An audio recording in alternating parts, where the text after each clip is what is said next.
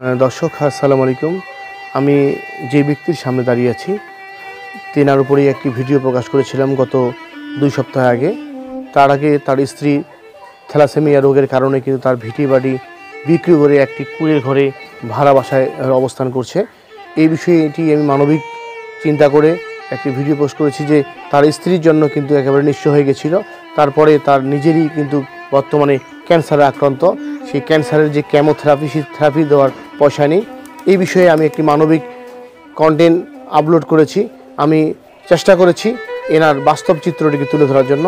যখন দেখছি এই গরিব অসহায় মানুষটি যখন নিঃস্ব হয়ে দাঁড়িয়েছে, তার পাশে কেউ ছিল না, তাই আমি ক্ষুদ্র একজন মানুষ চিন্তা করেছি মানুষ মাত্রই মরণশীল। তাই আমি আমার নিজের স্ব-উদ্যোগে আমি ওনাকে সহযোগিতা করার জন্য ওনার সামনে এসেছি।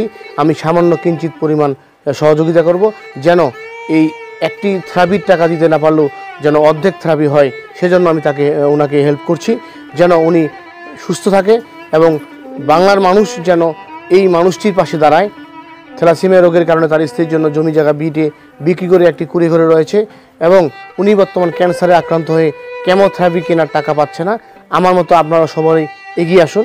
হয়তো আপনারা বলতে পারেন কেন ভিডিও করে মানুষের সামনে প্রকাশ্যে টাকা দিচ্ছি।